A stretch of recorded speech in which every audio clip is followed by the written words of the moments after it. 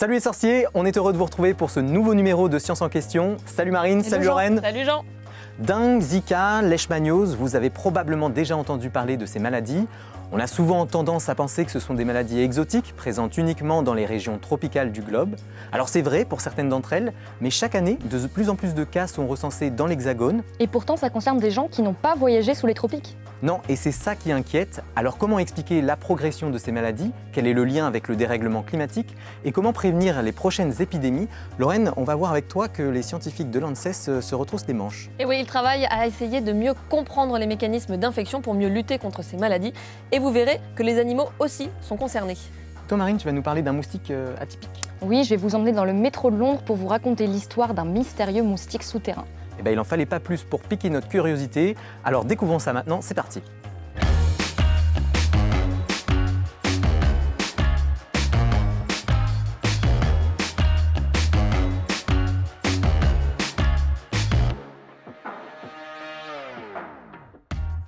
Bonjour et bienvenue Stéphane Ziantara. Vous êtes directeur du laboratoire de santé animale à l'ANSES, à Maisons-Alfort.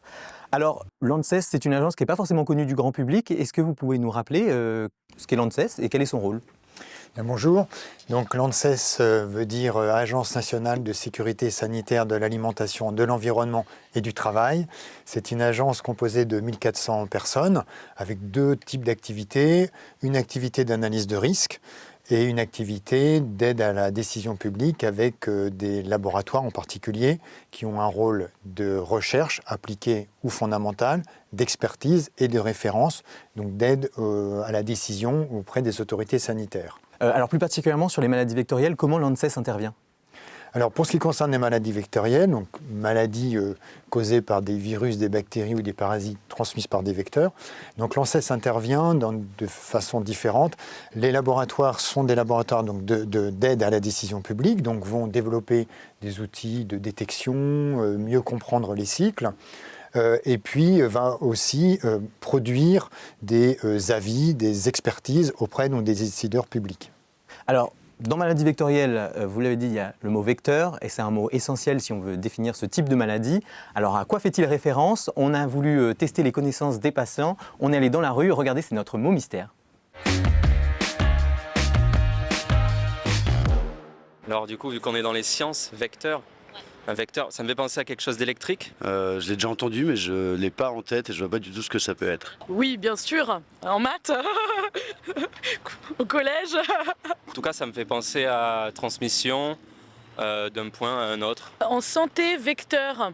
Non, mais vecteur dans la langue française, ça veut dire ce que ça veut dire. Quand on est vecteur, c'est qu'on est un lien d'une chose pour aller à une autre. Qu'est-ce que ça peut être comme maladie vectorielle? Qu'est-ce qui peut transporter certaines bactéries, certains virus? Ce serait la transmission par un animal. Ouais, la mouche tsetse par exemple. Le moustique, il y a le chikungunya là. La maladie de Lyme avec les tiques par exemple. Et après, je sais pas si les morsures ça passe, typiquement la rage. Je dirais que le Covid, les postillons sont le vecteur du Covid, quoi. Si le moustique est le vecteur, le postillon est le vecteur pour aller d'une personne à une autre, quoi. C'est ça que je voulais dire. Bon Stéphane, ils sont plutôt sur la bonne piste, hein. Mais est-ce que vous pouvez expliquer donc plus précisément ce que veut dire le mot vecteur? À quoi ça fait référence? Oui, en fait, c'est vrai que les personnes que vous avez interrogées ont donné des définitions qui sont finalement très proches de la... Et elles ne travaillent pas à l'ANSES, hein. Elles ne travaillent pas à l'ANSES. En fait, vecteur, c'est un système utilisé pour transmettre un agent pathogène, et on a tendance à parler de maladies vectorielles quand elles sont transmises notamment par des arthropodes, des arthropodes, donc soit des moustiques, des tiques, des phlébotomes, des moucherons, enfin tout ce type d'animaux qui sont capables donc de transmettre ces agents pathogènes. En fait, il existe deux types de vecteurs. On a ce qu'on appelle les vecteurs biologiques. Par exemple, le moustique, qui, vis-à-vis de certains virus, par exemple, va piquer un animal infecté, Le virus va traverser le tube digestif du moustique, se retrouver dans les glandes salivaires du moustique et se multiplier dans les glandes salivaires du moustique. Et donc, toute la vie du moustique, à chaque fois que ce moustique va piquer, il va réinjecter à un hôte ce virus, par exemple, ou cet agent pathogène. Ça, c'est le mécanisme biologique? Ça, c'est le mécanisme biologique parce qu'il y a vraiment un cycle biologique qui se fait dans le vecteur, le moustique en l'espèce ou autre. Et vous avez à l'opposé le vecteur mécanique qui joue plus un rôle d'aiguille. Donc vous allez avoir un vecteur, par exemple, prenons les tans, des grosses mouches, qui peuvent, par exemple, piquer un animal affecté. Il y a une maladie chez le cheval qui s'appelle l'anémie infectieuse des équidés. Les chevaux sont infectés, donc ont du virus dans le sang. Un taon va venir les piquer. Au bout de la trompe du taon, il y aura quelques nanolitres. Alors, nanolitres, c'est 10-9 litres, donc 1 milliardième de litre. Oui, donc rien du tout, même pas une goutte. Même pas une goutte. Et si ce taon va aller repiquer un autre cheval situé à quelques dizaines de mètres, le petit bout de sang qu'il y a va être suffisant pour contaminer un nouveau cheval, par exemple. Donc ça, ce sont des vecteurs mécaniques qui jouent un rôle comme une seringue. En fait. Comme une seringue. Donc c'est deux méthodes de contamination. Exactement. Dans le micro-trottoir, ils ont parlé aussi de la rage. Il y a des gens qui parlaient des postillons comme vecteur du Covid. Là, on n'est pas du tout sur la même définition. En fait, on peut considérer qu'un aérosol peut jouer le rôle de vecteur, parce que quand, par exemple, vous prenez le cas de la grippe, on a une transmission par voie respiratoire, les petites gouttelettes jouent le rôle de vecteur en ce sens qu'elles amènent le virus d'un individu à un autre. Mais classiquement, on a tendance à utiliser le mot vecteur vis-à-vis des maladies vectorielles à transmission biologique ou mécanique par des arthropodes. Donc, et la rage, ça n'a rien à voir? La rage, non. La rage n'est pas considérée comme une maladie vectorielle. Il y a une transmission par morsure, c'est très vrai. Alors après, on peut effectivement étendre en disant la salive joue le rôle de vecteur puisqu'on transmet un virus. Mais classiquement, le mot vecteur, maladie vectorielle, est associé à des agents comme les moustiques par exemple, ou les tiques, ou les phlébotomes, etc. Et alors vous disiez, donc les vecteurs sont capables de transmettre des agents pathogènes. C'est quoi les agents pathogènes? Il y a les virus, il y a des bactéries et il y a des parasites. Donc voilà, dans les agents pathogènes transmis par les arthropodes. Le paludisme par exemple, c'est un parasite, c'est pas un Exactement, et c'est pas un virus. Et par contre, j'ai oublié votre... Oui, alors comment on peut classer ces maladies en fait? Alors il y a différents types de classements, mais on peut par exemple classer des maladies vectorielles qui infectent strictement les animaux. Prenons le cas de la fièvre catarrhale ovine ou de la maladie hémorragique épizootique, la MHE dont on parle en ce moment. Ça, ce sont des maladies qui n'affectent que les animaux. On a des maladies qui n'affectent que l'homme. Prenons le cas par exemple de Zika, par exemple. Et puis, on a des maladies qu'on appelle zoonotiques qui sont capables d'infecter et l'homme et l'animal. C'est le cas par exemple du virus West Nile. Et globalement, comment ces maladies progressent en ce moment? Quelle est la tendance? En fait, il y a deux mécanismes qu'il faut avoir en tête. Un, le dérèglement climatique qui fait que les conditions climatiques au niveau de la planète sont modifiées. Et je pense que là-dessus, il n'y a pas de discussion. Et en même temps, les échanges internationaux, la mondialisation, qui font qu'on est dans un système où un agent pathogène qui apparaît dans un endroit du monde peut, en quelques jours, quelques semaines, se retrouver à la surface de la planète. Et peut-être une des différences par rapport à il y a des dizaines d'années, c'est que quand un agent pathogène arrivait dans nos régions, il ne trouvait pas les conditions climatiques suffisantes pour qu'il y ait une reprise de cycle par un moustique ou un moucheron, etc. Alors qu'aujourd'hui, les choses sont très différentes. Et dans certaines régions, j'ai un exemple de la fièvre catarrhale ovine qui est arrivée dans le nord de l'Europe, du côté de Maastricht, Belgique, Allemagne, Pays-Bas, en 2006, où il faisait très chaud et on avait un climat tropical entre guillemets, et le cycle a pu prendre. Donc ça, ce sont deux éléments très importants, les échanges et les modifications climatiques, avec aussi, je finis, une aire de distribution des vecteurs qui augmente. Donc finalement, ça favorise la propagation des maladies, donc des maladies qui étaient autrefois plutôt présentes dans les zones, et qui sont toujours présentes dans les zones tropicales et subtropicales, arrivent de plus en plus, par exemple, dans l'Hexagone. Exactement. Alors il y a, comme je vous disais, l'aire de dissémination des vecteurs qui augmente. Par exemple, en 2022, on a eu des cas de dengue, qui est une maladie virale. Il y a un virus transmis par des moustiques.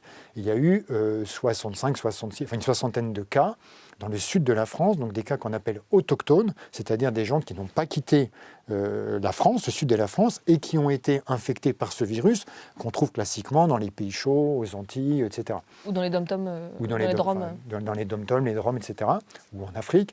Et puis par ailleurs, cette année, en 2023, on a quand même eu des cas de dengue dans le Val-de-Marne, qui quand même n'est pas réputée comme étant une région avec un climat... tropical. Non, ça se saurait sinon. C'est sûr. Ça Donc ça a plutôt tendance à remonter de plus en plus vers le nord, en fait. Exactement. Donc ça, c'est vraiment des modifications de l'épidémiologie de ces infections que l'on voit depuis quelques années. Alors, avec votre équipe, vous essayez de mieux comprendre comment des virus sont capables d'infecter plusieurs espèces et de se transmettre aux humains. Lorraine va nous parler de l'un d'entre eux. Place aux sciences en action.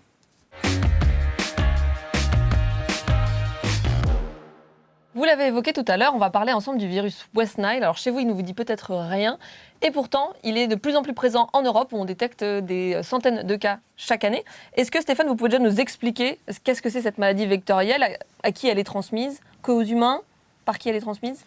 Donc le virus West Nile, qu'on appelait d'ailleurs avant virus du Nil occidental, mais on a un peu anglicisé, il a été en fait découvert pour la première fois en 1937 en Ouganda, donc il y a quand même très longtemps. Okay. Et on sait maintenant qu'il est transmis par des moustiques. Et ensuite, on a vraiment entendu parler de ce virus quand il est arrivé sur le continent américain, qui était complètement indemne. Et en 1999, ce virus est arrivé dans la ville de New York et s'est ensuite répandu sur tout le continent américain. Et en même temps, on l'a vu arriver aussi en Europe. Et maintenant, il est présent sur la totalité des continents. Transmission par moustique. Et ce virus infecte des animaux et l'homme. On a une image de son cycle d'ailleurs. Voilà. Donc c'est d'abord il infecte les oiseaux, enfin préférentiellement les oiseaux. Alors c'est un virus qui a d'abord un cycle moustique-oiseau, donc comme vous l'avez dit, les oiseaux, notamment les oiseaux migrateurs, pas uniquement, mais notamment les oiseaux migrateurs peuvent être infectés. Donc je dis les oiseaux migrateurs puisqu'ils permettent finalement d'amener ce virus d'un point à un autre et des points très éloignés. Donc quand ils arrivent, ces oiseaux étant infectés, ils sont piqués par des moustiques localement. Là vous avez un cycle qui se met en place. Oiseaux-moustiques, oiseaux-moustiques. Et puis, parfois, ces moustiques vont aller piquer des mammifères. Donc, on dit qu'ils sont ornithophiles quand ils piquent les oiseaux et ils deviennent mammophiles quand ils piquent les mammifères. Tout un tas d'espèces animales, dont l'homme, et je dirais dont l'homme et les chevaux, puisque hommes et chevaux ont à peu près la même évolution clinique. Et cette maladie peut être mortelle chez le cheval. On verra d'ailleurs des vidéos de chevaux infectés juste après. Par contre, sur le cycle, l'image qu'on avait là du cycle de transmission, je ne vois pas de flèches qui viennent des humains ou des chevaux vers le moustique. Oui, alors c'est ce qu'on dit que les chevaux, par exemple, ou les humains, sont ce qu'on appelle des cul-de-sac épidémiologiques, c'est-à-dire qu'ils sont infectés par le virus, et ça s'arrête. C'est-à-dire que, comme vous l'avez dit, un cheval ou un être humain, même s'il est piqué par un moustique alors qu'il est infecté, ne va pas infecter le moustique et permettre un nouveau cycle. Donc c'est cul-de-sac épidémiologique parce que ça s'arrête. Voilà. Voilà, on parle de cette maladie, mais on ne sait pas encore ce qu'elle donne comme symptômes. Vous nous avez apporté des images. Alors, âme sensible, s'abstenir, ça peut être un peu difficile à regarder. C'est des images de chevaux qui sont infectés par le virus West Nile. Est-ce que vous pouvez nous les commenter, nous décrire ce qu'ils ont comme symptômes ? Alors déjà, dans la grande majorité des cas, vous avez 80% de formes asymptomatiques. Donc vous êtes piqué par ce virus, il ne se passe rien. 80%. Vous avez 20% où il y a des formes dites fébriles. Vous n'êtes pas bien, vous avez un peu d'hyperthermie, vous avez des contractions musculaires. Là, vous parlez des chevaux et des humains. Des chevaux et des humains. Donc forme fébrile, un peu comme la grippe. Puis ça passe. Et vous avez 1%, alors vous allez me dire 80 et 20, ça fait 100, enfin 101, en tout cas un petit pourcent, où vous avez donc ce type de manifestation clinique. Alors d'abord, le virus va pénétrer dans le cerveau, donc on appelle une neuro-invasion, va envahir le cerveau. Et sur ce cheval, c'est le début des signes cliniques où vous avez donc des trémulations, enfin des atteintes. Vous voyez que les muscles sont en train de bouger au niveau des naseaux. Donc ça, c'est le début des manifestations cliniques. Le virus se multiplie beaucoup dans le cerveau. Et ensuite, vous aurez donc des formes beaucoup plus sévères avec des encéphalites, des méningoencéphalites, des troubles neurologiques majeurs. Donc ça crée des douleurs, des douleurs à la tête. L'inflammation de l'encéphale, exactement. Des douleurs, des paralysies aussi, par exemple, de l'oropharynx, de la langue, des difficultés à se tenir debout. Donc là, on voit vous voyez ici, voilà. Ça empêche de se nourrir. Ça empêche de se nourrir. Alors il y a quelques cas un peu rares où malgré tout, je crois qu'on a un film qui montre une mule qui va manger parce qu'elle n'a pas cette paralysie, ce qui est assez rare. Par contre, elle peut plus se tenir debout. Et quand d'ailleurs un animal n'est plus capable de rester debout, c'est le cas ici, le pronostic est très mauvais et l'évolution vers la mort, puisqu'il n'y a pas de traitement spécifique contre l'infection, on ne fait que des traitements contre les signes cliniques, symptomatiques. Le pronostic est très mauvais dans le cas d'un animal qui ne peut pas se lever. Pourquoi il porte un casque ? Alors, il porte un casque parce que souvent, ils ont tendance à faire des grands mouvements qui ne contrôlent pas d'ailleurs toujours. Ils peuvent se faire des fractures en se heurtant la tête contre les murs. Ça peut être très violent, donc c'est pour les protéger de ce type de traumatisme. D'accord. Et chez l'homme, vous avez la même chose, une encéphalite, une inflammation de l'encéphale ou des méninges. Et donc évidemment, on peut avoir la même évolution clinique. Alors vous nous l'avez dit, ce virus il a été connu notamment quand il est arrivé aux États-Unis en 1999. Vous nous avez apporté un film des cas de West Nile en 2002, où là c'est carrément phénoménal. Est-ce que vous pouvez nous commenter cette Oui. vidéo? Alors en fait, ce virus, il a vraiment été connu, effectivement, il était connu avant, mais quand il est arrivé aux États-Unis. Et en 2002, ça a été une grande année où vous voyez, Donc, là il on fait est au plutôt mois de mars, chaud, au c'est sud plutôt des chaud en États-Unis. Floride, Ouais. c'est normal. Donc là on voit apparaître les premiers cas. Et puis plus on progresse dans l'année, plus la température augmente aux États-Unis. Là on est au mois de juin. Et vous voyez que du côté de New York, on a commencé à avoir des cas. Puis maintenant on a une explosion en juin, juillet, août. Et le virus va arriver sur la côte ouest.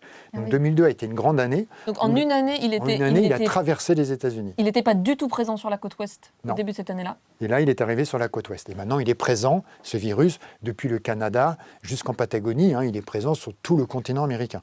Et c'est une émergence vraie. Là, on est dans les années 2002, puisqu'on sait que ce virus n'existait pas sur ce continent. C'est assez étonnant aussi, parce qu'on a des différences de climat qui sont importantes entre les États. Enfin, ça joue aussi, ça? Oui, alors après, on ne connaît pas vraiment bien la dynamique. Si vous comparez la situation américaine avec la situation européenne, en Europe, on a des petits foyers. Aux États-Unis, vous voyez le film, on a une explosion. Et effectivement, vous avez raison, les différences, par exemple, de climat entre la Floride et le Canada sont à peu près similaires, même si peut-être que des spécialistes ne seraient pas d'accord avec moi, mais entre le climat de l'Andalousie et de la Suède.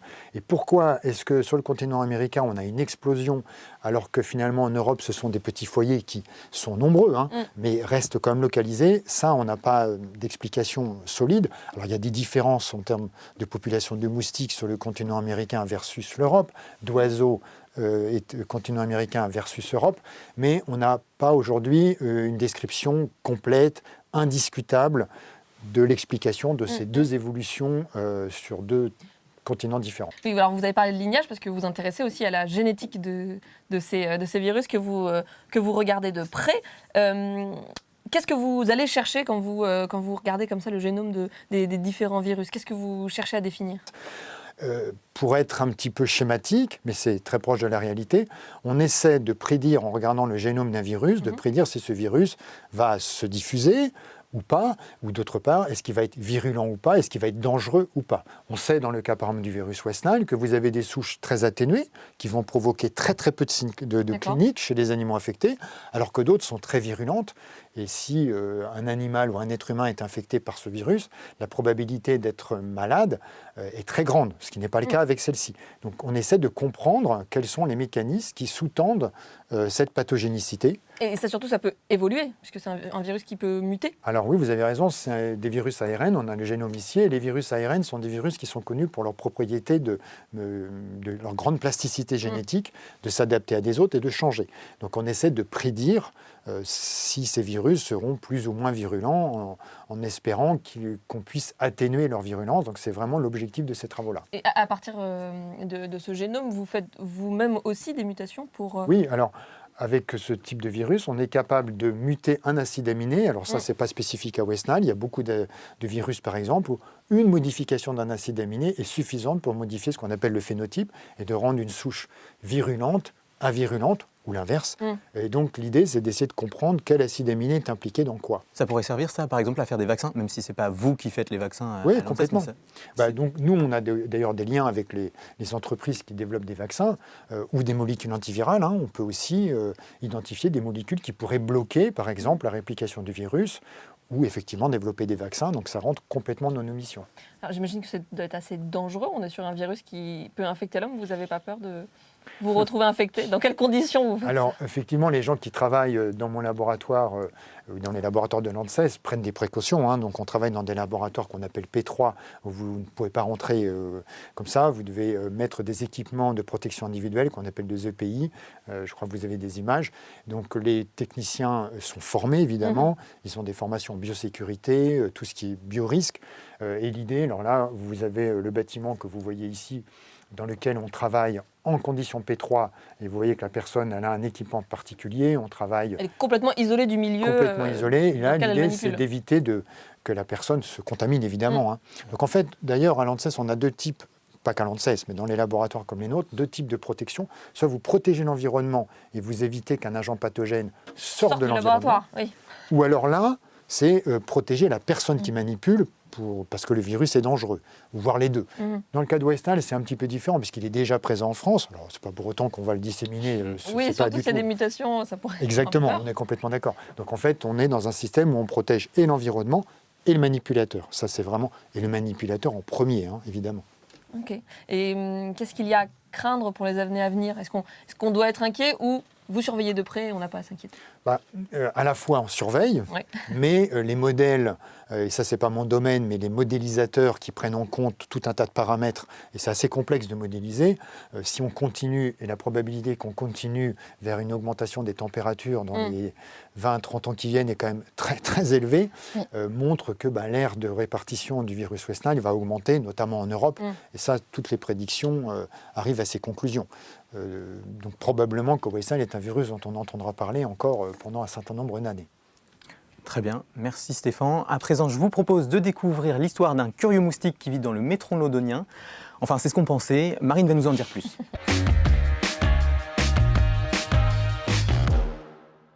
Londres, septembre 1940, ça fait des semaines que chaque nuit, l'Allemagne bombarde la ville en continu et des dizaines de milliers de civils se réfugient dans l'un des seuls endroits sûrs de la capitale, le métro.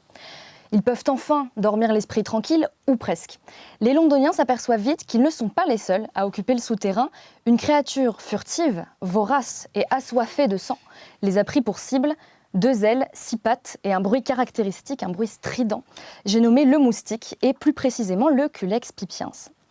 Sauf que voilà, ce moustique-là, son repas préféré en temps normal, ce n'est pas l'humain, mais l'oiseau. Donc c'est plutôt surprenant qu'il s'en prenne aux civils londoniens. Et d'ailleurs, ce n'est pas la seule différence entre le moustique du métro et le moustique en surface. Ils ont exactement la même apparence, mais par exemple, le moustique en surface, lui, il arrête de piquer l'hiver, alors que le moustique du métro, celui qui s'en est pris aux Londoniens, est actif toute l'année. Comment ça se fait ça ? Alors, ces différences ont attiré l'attention des chercheurs et plusieurs explications ont été proposées. Par exemple, en 1999, des scientifiques ont montré que les moustiques du métro de Londres avaient des gènes très différents de ceux des moustiques en surface. Et ils ont mis ça sur le compte de la dérive génétique. C'est-à-dire que d'après eux, à l'époque de la construction du métro londonien au 19e siècle, quelques moustiques de la surface se seraient retrouvés piégés sous terre. Ils auraient fini par muter. Et de génération en génération, ils auraient conservé les gènes qui leur permettent de survivre dans le métro. Or, dans le métro, il fait chaud en hiver et il n'y a pas d'oiseaux à se mettre sous la trompe. Donc, les moustiques se seraient adaptés pour piquer toute l'année et pour piquer les mammifères. Donc, les moustiques du métro de Londres, c'est des moustiques mutants? Eh bien, c'est ce qu'on a... Mutant, oui. C'est ce qu'on a longtemps raconté et pourtant, ce n'est pas l'hypothèse la plus crédible. En fait, si on part du principe qu'à l'origine, les moustiques du métro viennent de la surface, ça veut dire qu'ils se seraient parfaitement adaptés au souterrain en à peine un siècle. Or, l'évolution, ça prend du temps. Alors, ils viennent d'où, du coup, s'ils ne viennent pas de la surface ? Eh bien, ils viennent d'ailleurs et de beaucoup plus loin. En 2004, une équipe de chercheurs a montré que génétiquement, les moustiques du métro de Londres étaient très proches des autres moustiques souterrains qui vivent ailleurs dans le monde, par exemple ceux d'Afrique du Nord et du sud de l'Europe. En réalité, ils sont même plus proches des moustiques souterrains étrangers que des moustiques à la surface de Londres, juste au-dessus d'eux. Alors quand je dis moustiques souterrains étrangers, ça ne veut pas dire qu'ils vivent tous dans le métro dans tous les pays, ça veut dire qu'ils ont tendance à se reproduire sous terre et à piquer les mammifères tout au long de l'année. En tout cas, le plus probable, c'est que les moustiques du métro de Londres ne soient pas des mutants venus de la surface, mais des moustiques du sud qui ont migré vers l'Europe du Nord et se sont réfugiés sous terre pour rester au chaud. Et en même temps, je les comprends, moi je me mets à la place du moustique qui a l'habitude de se dorer la pilule en Espagne et qui débarque en Angleterre, je pense que je fais pareil. T'as bien raison. Stéphane, vous connaissiez cette histoire ? Non, pas le détail. Je connaissais l'histoire de façon générale, mais pas le détail. Très bien. Marine, pourquoi c'est important finalement de savoir d'où viennent les moustiques du métro de Londres ? Eh bien parce que le moustique du métro de Londres, en fait, c'est un moustique du genre Culex. Et les Culex, c'est un des principaux vecteurs du virus West Nile. Donc évidemment, bien identifier les espèces, les populations, où elles vivent et qui elles piquent, c'est aussi un enjeu de santé publique. Très bien, merci Marine. En tout cas, ça a permis de montrer qu'il y a encore des controverses, que la science, c'est de la discussion en fait. Hein. Donc merci. Alors en France, les insectes vecteurs de maladies sont sous haute surveillance. Des experts travaillent au quotidien pour prévenir l'apparition des maladies vectorielles et pour évaluer l'efficacité des stratégies de lutte. On en discute tout de suite avec l'une de vos collègues à l'ANSES, c'est l'esprit d'équipe. Bonjour Johanna Fitt, bienvenue sur le plateau de Science en question. Merci, bonjour. Vous êtes chargée de mission vecteur et lutte antivectorielle à l'ANSES, rien que ça. Votre travail, si je résume, consiste à rendre des expertises. En quoi c'est différent du travail de Stéphane ? Alors moi, pour expliquer la différence entre la recherche et l'expertise, j'aime bien prendre l'image d'un puzzle. Ouais. Quand on est chercheur, on cherche à découvrir de nouvelles pièces du puzzle, ce sont les éléments de la connaissance. Et quand on fait de l'expertise, on doit donner un avis en se basant sur les éléments de la connaissance disponible avec le puzzle et les pièces manquantes. Donc quand on donne des expertises, on se base sur l'état des connaissances disponibles à un instant T. Et donc ces connaissances peuvent évoluer. Donc les conclusions de l'expertise peuvent aussi évoluer en fonction des connaissances disponibles et sont entachées d'incertitudes. Et quel type d'expertise vous rendez à l'ANSES ? Alors, on rend des expertises sur les risques liés aux vecteurs et sur l'efficacité des stratégies de lutte antivectorielle. Alors, plus particulièrement, vos expertises portent sur un vecteur en particulier, le moustique tigre. Pourquoi lui en particulier ? Alors, c'est vrai que c'est un des vecteurs les plus préoccupants pour la santé publique, pour l'être humain. Donc, on se focalise beaucoup sur ce moustique qui est une espèce invasive. Est-ce que vous pouvez nous retracer finalement un peu l'évolution, son apparition, qui il est, nous faire un peu sa fiche d'identité ? Alors, le moustique tigre est une espèce originaire des forêts subtropicales d'Asie du Sud-Est. Il est arrivé en Europe avec le commerce de pneus dans les années 90 et il est arrivé en France à Menton. Avec le commerce de pneus, c'est-à-dire ? C'est-à-dire que les femelles moustiques pondent sur les pneus dans des toutes petites réserves d'eau qui sont coincées sur les pneus. Et avec le commerce mondial et via les bateaux, les larves sont arrivées en Europe et se sont installées pour une longue durée. Et donc en France, il est arrivé en 2004, c'est ça ? En 2004 à Menton, dans les Alpes-Maritimes. On a une vidéo qui montre un peu l'évolution. Depuis 2004, qu'est-ce qui se passe ? Alors depuis 2004, on a vu qu'il s'était installé dans de nombreux départements et il a colonisé toute la France quasiment le long des axes routiers puisque désormais il se déplace avec les êtres humains et il prend entre autres les voitures pour se déplacer. Et alors il inquiète parce qu'il est vecteur de maladies, lesquelles en particulier ? Il est vecteur effectivement de la dengue, du chikungunya et du Zika, oui, qui sont des maladies que l'on voit émerger sur nos territoires depuis quelques années. Comment on surveille sa progression sur le territoire ? Alors, la surveillance du moustique passe à la fois par une surveillance active avec des pièges pondoirs qui sont installés par des opérateurs de démoustication sur des endroits stratégiques, des sites sensibles comme les hôpitaux ou aussi à la frontière, dans les ports ou les aéroports. Qu'est-ce qu'on appelle des pièges pondoirs ? Ça fonctionne comment ? Alors, ce sont des pièges où les femelles moustiques vont aller pondre dans une petite quantité d'eau et on va aller prélever ensuite les larves pour les compter. Okay. D'accord, donc oui, on récolte un petit peu. Et pourquoi autour des aéroports, des hôpitaux Alors ça, c'est dans le cadre du règlement sanitaire international, on surveille l'apparition éventuelle d'autres espèces invasives.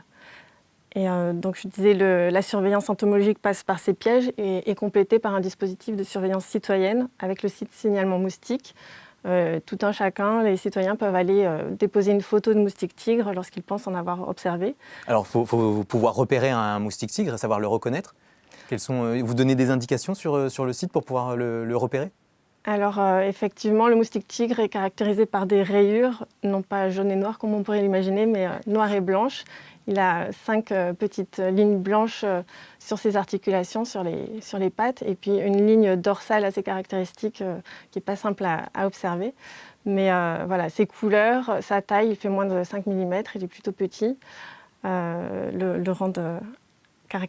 caractérise. Et donc nous, si on le repère, on peut aller sur ce site, et donc qu'est-ce qu'on doit faire ? On signale, on décrit qu'on l'a vu à telle heure, à tel endroit ? Alors, pour l'instant, on n'est pas aussi précis, mais on décrit, on donne l'adresse et on envoie une photo pour dire qu'on pense avoir observé un moustique tigre.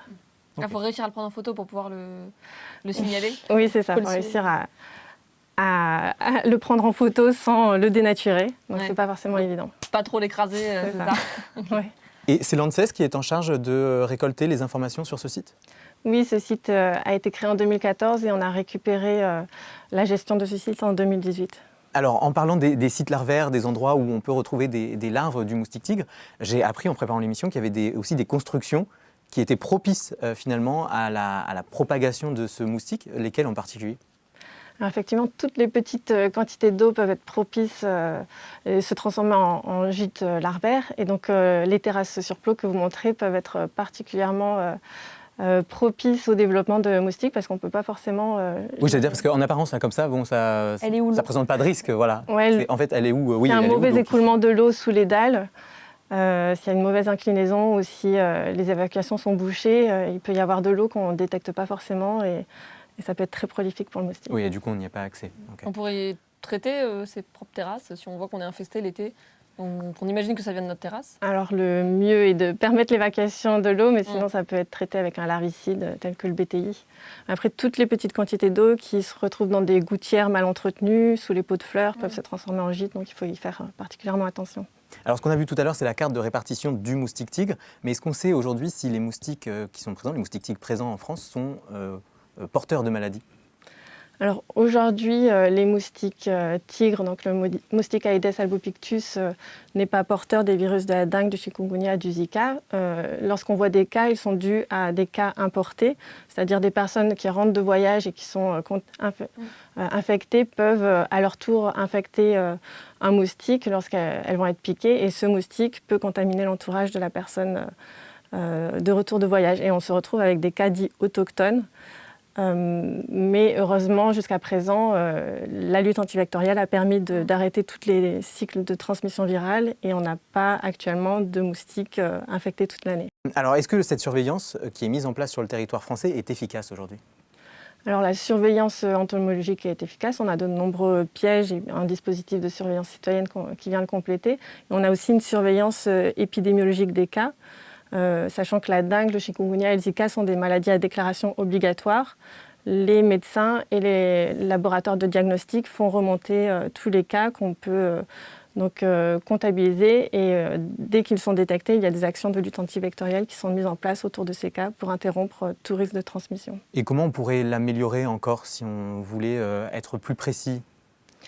Alors, un des points sensibles de ce dispositif, c'est vraiment la détection et la remontée des cas. Donc, il faut vraiment sensibiliser le personnel médical à l'identification des cas parce que lorsqu'il n'y a pas connaissance d'une notion de voyage, les médecins n'ont pas toujours en tête qu'il faut faire un diagnostic d'arbovirose, dengue, chikungunya ou Zika, et on peut passer à côté de la détection, étant donné que les symptômes ne sont pas vraiment spécifiques.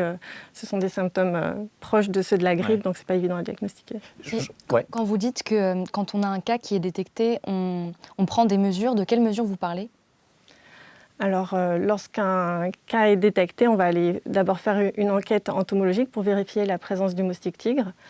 En cas de présence, il faut mettre en place des actions de prévention et de lutte mécanique pour éliminer les gîtes larvaires autour du domicile des cas, pour éviter que les moustiques soient présents. Et on va également mettre en place des traitements insecticides qui sont réservés strictement au traitement autour des cas dans un périmètre de 150 mètres. C'est presque du cas par cas, finalement. Ah, tout à fait, c'est le cas de le dire. Oui, il n'y a pas de traitement, de pulvérisation généralisée dans une région. C'est à chaque fois qu'on détecte un cas, on va aller vérifier qu'il y a du moustique et on va, pour justifier le traitement insecticide. Alors je reviens quand même sur la surveillance. Tout à l'heure, on parlait de la surveillance citoyenne, donc là, qui porte sur le moustique tigre. Est-ce qu'on pourrait imaginer surveiller d'autres espèces que le moustique tigre? Est-ce qu'il y en a certaines qui sont préoccupantes aussi? Oui, d'ailleurs, à l'ANSES, on a actuellement un groupe de travail qui s'interroge sur cette question-là pour améliorer la surveillance. Aujourd'hui, on a le moustique tigre qui est bien installé, mais d'autres espèces menacent de s'introduire également en France, où ont déjà été détectées. C'est le cas d'Aedes coreicus ou japonicus. On a aussi de l'Aedes aegypti qui a été détecté en Espagne. Et toutes ces espèces sont des espèces vectrices, entre autres de la mêmes maladies? Oui, dengue, chikungunya, Zika, fièvre jaune aussi. Stéphane, pour le West Nile, on ne l'a pas dit tout à l'heure, mais le moustique en question qui peut transmettre West Nile, lui aussi progresse. Est-ce qu'il est déjà présent sur notre territoire? Alors là, c'est une autre...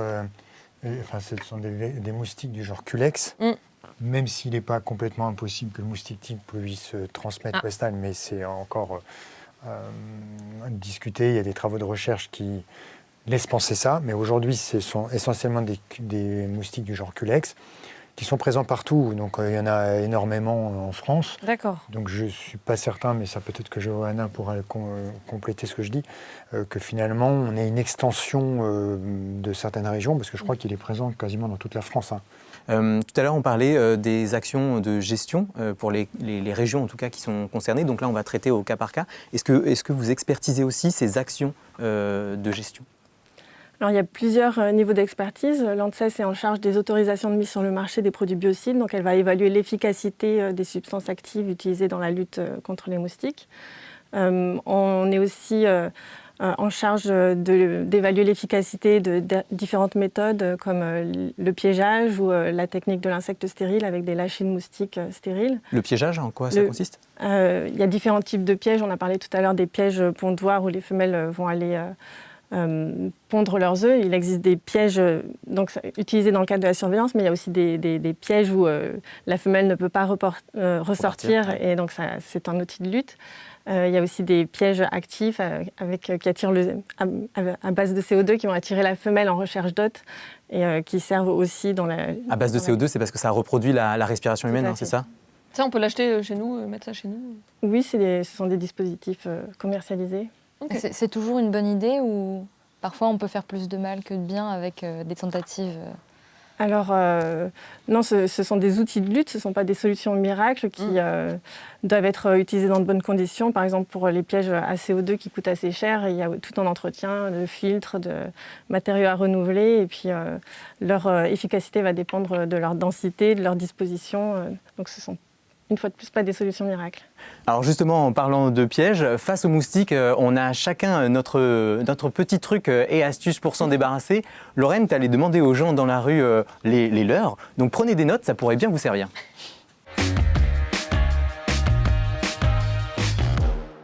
À part des produits chimiques, je crois que j'ai pas vraiment d'astuce. Alors j'ai une super technique, c'est que j'éteins tout, je me mets dans le noir et je rallume la lumière d'un coup et automatiquement il se pose sur le mur blanc. Et après, il faut le chercher. Je mets une petite crème. Dès que j'entends un moustiquaire, je mets une petite crème. On a acheté un savon qui a la réputation d'éloigner et tout, et je me savonne avec ça quand même. Ils ne viennent pas trop m'attaquer, donc. En Camargue, ils sont infestés, ils ne savent plus comment gérer ça. Mais en vrai, je sais pas trop, peut-être aider les oiseaux, qu'il y en ait plus pour les manger. Après, je suppose qu'il y a la citronnelle, l'éternel pchit anti-moustique, mais qui est un peu trop... Enfin, moi, je trouve que c'est assez... ouais, comme odeur et tout, ça prend un peu de place. À part me badigeonner d'huile essentielle pour les repousser, c'est tout. Bon, on sent qu'il n'y a pas de solution miracle. Est-ce que vous avez des conseils en particulier ou est-ce que vous voulez réagir sur certaines idées qui ont été données dans ce micro-trottoir ? Il y a plein de bonnes choses qui ont été dites, mais c'est vrai que les protections individuelles sont efficaces. Vêtements longs, répulsifs dans les conditions d'usage recommandées. Les pchits, les choses comme ça fonctionne vraiment ? Les pchits, comme vous dites, qui disposent d'autorisation de mise sur le marché ont été évalués. En revanche, c'est plus discutable pour les huiles essentielles. C'est pas forcément recommandé de se badigeonner d'huiles essentielles. Citronnelle La durée d'efficacité est très courte, voire inefficace pour les huiles essentielles, donc c'est pas vraiment une recommandation. Okay. Y a un jeune homme aussi qui parlait de pourquoi pas aider les oiseaux. Est-ce que la gestion de l'environnement, ça fait partie des façons de mitiger le problème ? Oui, c'était une recommandation intéressante, l'utilisation de moyens de lutte biologiques, les prédateurs, mais tous les prédateurs ne sont pas utiles pour n'importe quelle espèce de moustique. Par exemple, Aedes albopictus, le moustique tigre, est une espèce diurne qu'on ne va pas aller capturer avec des chauves-souris, par exemple. Oui. C'est une fausse bonne idée. Alors, on laisse les moustiques de côté, juste le temps de retracer votre parcours. Place à la séquence en coulisses.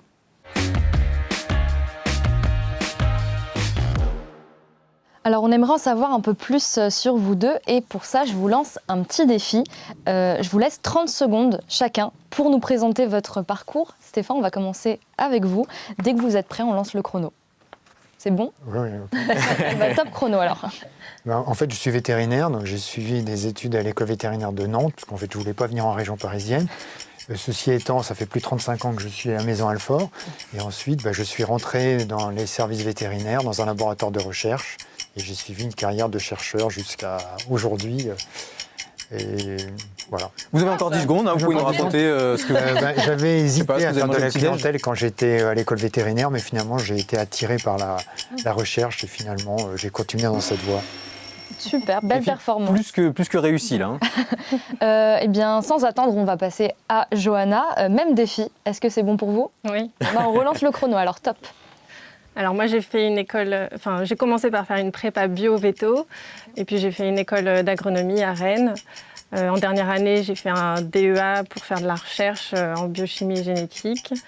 Et à la fin de mon stage, j'ai décidé de passer le concours pour l'école des hautes études de santé publique et m'orienter un peu plus vers l'évaluation des risques.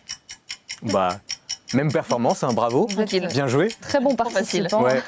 On va corser les choses la prochaine fois, ce sera 15 secondes. Eh bien, merci beaucoup à tous les deux. J'en ai pas fini avec vous, j'ai encore des questions. Par exemple, donc Stéphane, vous avez parlé de votre formation de vétérinaire. Comment ça se fait que vous ne soyez pas aujourd'hui praticien dans un cabinet? Pourquoi la recherche finalement? Oui, en fait, j'étais très attiré par la clientèle. J'ai failli m'installer d'ailleurs en sortant de l'école vétérinaire, donc au millénaire dernier. Et puis en même temps, il y avait une évolution du monde agricole. En même temps, les techniques, notamment pour les petits animaux, les chiens et les chats, n'étaient pas aussi développées que maintenant. Et j'avais rencontré un vétérinaire qui m'avait parlé de la recherche. Donc j'avais été pris au cours de l'Institut Pasteur en virologie et je m'étais dit je vais tenter cette voie et si elle ne me plaît pas, je reviendrai en clientèle. Il se trouve que finalement, j'ai trouvé ça intéressant. Mais je trouve aussi très intéressant l'activité de clientèle, mais on ne peut pas faire les deux. Donc j'ai continué dans ce domaine de la recherche. Et puis vous vouliez aussi éviter peut-être un peu la routine de la clientèle? Oui, alors l'avantage d'un métier comme le mien, c'est que c'est très varié, aucune journée ne ressemble à une autre. Il y a aussi beaucoup de déplacements à l'étranger, des rencontres avec énormément de collègues dans le monde. Et ça, c'est un élément aussi très intéressant, les relations avec les collègues dans le laboratoire. Et donc le côté effectivement routine est peut-être un peu moins évident qu'en clientèle. Ouais, c'est sûr que je n'utiliserai pas le mot routine pour décrire votre parcours. Vous avez vécu quelques aventures, dont une au Maroc en 1994. Est-ce que vous voulez nous raconter Oui, alors c'était effectivement pour contrôler une maladie qui s'appelle la peste équine, qui est une arbovirose. En gros, c'est le virus Ebola du cheval. Vous avez 90% de mortalité, des hémorragies généralisées, et c'est transmis par un moucheron. Donc le Maroc avait été infecté par ce virus et vous avez des réglementations internationales qui poussent à éliminer ce virus. Donc on avait participé à l'éradication avec les autorités marocaines évidemment de ce virus. Et j'avais été envoyé par la Commission européenne au Maroc. Donc en fait quand j'étais arrivé à l'aéroport de Rabat, il y avait 3 voitures du Palais Royal, une pour un collègue de la Commission européenne, une autre pour une collègue espagnole et une autre pour moi, avec des motards devant, derrière. Et pendant une semaine, on avait visité tous les plus grands haras royaux. Un accueil présidentiel. Un accueil présidentiel et aussi scientifique, mais quand même, je n'étais pas spécialement habitué à ce genre d'accueil, donc ça reste pour moi un très grand souvenir. Vous avez aussi fait de belles rencontres en France. Je parle de vos collègues de travail. Vous parliez de l'ambiance justement il y a quelques instants. Regardez la photo qui s'affiche à l'écran. Qu'est-ce qu'on y voit? On y voit moi qui avait 50 ans, donc c'était il y a 10 ans. Et c'était pour mon anniversaire. Mes collègues m'avaient fait une surprise. Et ça, j'avoue que pour moi, ça reste un souvenir très très fort parce que, un, ils n'étaient pas du tout obligés de le faire. Deux, ils ont vraiment énormément travaillé pour cette soirée. Où ils ont écrit des chansons, ils ont fait tourner un film, enfin ils se sont vraiment énormément donnés. Et pour moi, c'est le plus beau cadeau professionnel parce que c'est gratuit, sincère et vraiment, je les remercie beaucoup. Là, j'ai changé d'activité, ils m'ont encore refait une petite surprise. De mieux en mieux. Et ça, je suis vraiment ravi de ce genre de choses. Et même quand vous avez eu des opportunités professionnelles intéressantes, finalement, c'est l'ambiance et c'est vos liens avec vos collègues qui vous ont fait rester dans votre... Ah oui, c'est vrai que j'ai eu plusieurs fois la possibilité d'aller ailleurs professionnellement. Mais finalement, cette ambiance de travail, à chaque fois, je me disais non, je ne peux pas les quitter. Et du coup, j'ai fait plus de 35 ans de carrière à l'endroit où je suis. Et je pense que mes collègues ont un rôle immense et je les remercie tous les jours pour l'ambiance de travail, puisqu'on travaille très sérieusement, mais dans une très bonne ambiance. Et vous, Johanna, vous vous êtes intéressée à la recherche très jeune, dès le collège, c'est ça? Oui, à peu près. J'avais très envie de faire des découvertes. Et vous disiez que vous vouliez être trouveuse, c'est ça? C'est ça. Ça suffit pas de chercher, c'est ça? Je voulais surtout trouver des solutions pour aider les gens, trouver des médicaments, par exemple. Et au final, vous avez changé d'avis après un stage d'études. Qu'est-ce qui s'est passé? On ne trouvait pas assez vite à votre goût? Oui, c'est ça. Je me suis rendu compte que la recherche, en fait, avait une chronologie quand même très longue. Il fallait s'installer dans la durée. Puis, il n'y avait pas forcément des financements pour tous les projets de recherche. J'avais l'impression qu'on cherchait surtout des médicaments pour les riches et pas forcément pour les pays pauvres. Et ça m'a un peu frustrée. D'accord. Et comme Stéphane, vous avez aussi des anecdotes de voyage à nous partager. On va afficher une photo à l'écran. Est-ce que vous reconnaissez cet endroit ? Oui, ça c'était sur les marchés Hmong à Cacao, c'est en Guyane. J'avais fait un stage d'études lorsque j'étais à l'Agro de Rennes. On avait dû trouver des financements, on était 10 autour de ce projet et donc on avait financé un séjour de 3 semaines où on a parcouru la Guyane pour comprendre les enjeux liés à la protection de l'environnement en Guyane. Ça fait quoi d'être sur le terrain avec une biodiversité aussi riche ? Finalement, vous pensez que ça vous a peut-être un peu influencé dans votre parcours ? Oui, je pense que ça a semé des petites graines. C'est vrai que parcourir un petit bout de forêt amazonienne, aller écouter les singes hurleurs et être conduit par des Indiens au milieu de la forêt en pirogue ils avaient chassé des capybaras à la flèche pour nous nourrir un soir. Enfin, c'était assez fabuleux. Et voilà, ça, je crois que c'est les marais de Caux infestés de caïmans qu'on avait traversés pour aller partir à l'aventure. C'était un souvenir incroyable. Ça fait des super expériences, finalement, de travailler dans la recherche. Ouais. Bon, alors après cette discussion riche et passionnante, on va terminer sur une note un peu plus légère, c'est la reco des invités. Alors Stéphane, je crois que vous avez retenu un film que vous vouliez nous partager, c'est lequel ? Oui, moi j'avais vu un film qui s'appelle Petit Paysan, qui est sorti en 2017, qui a eu 3 Césars, je crois. Et réalisé par Hubert Charuel. Je ne sais pas, mais je sais qu'il y a 2 acteurs. Et Swan Arlo qui jouait le rôle du paysan, sa sœur dans le film qui est Sarah Giraudot qui jouait le rôle d'une vétérinaire. Et donc l'histoire, c'est l'émergence d'une maladie, une fièvre hémorragique qui tue les bovins. Et j'avais trouvé ça d'une part très touchant parce que ça rejoignait un peu mes activités professionnelles d'une part, et d'autre part c'était très réaliste, très touchant, et j'avais fait un peu de clientèle dans le monde rural et je trouve que c'est très proche de la réalité, de ce que vivent les éleveurs face à des problèmes sanitaires de ce type-là, les vétérinaires aussi. Enfin, ce film-là m'avait beaucoup marqué. Très bien. Je le recommande. Une bonne idée en tout cas si on ne savait pas quoi regarder ce soir. Johanna, vous avez apporté quelque chose. Qu'est-ce que c'est ? Moi, je suis venue avec un petit jeu de société. C'est à la fois un jeu d'ambiance et de rapidité.